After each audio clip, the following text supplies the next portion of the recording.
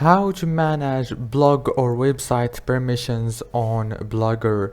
Hello guys, so in today's video I'm going to show you how to manage your website permissions easy and fast. So all what you have to do is go to blogger.com and log into your account. This is the dashboard as you can see. Now all what you have to do here is simple. Click here on settings. Now scroll down until you find the permissions right here. Now from here you can invite more authors, reader access, pending author invites, blog admins and authors, and as you can see there is many options to manage. If this video was helpful, please don't forget to like and subscribe, and thank you so much for watching this video until the very end.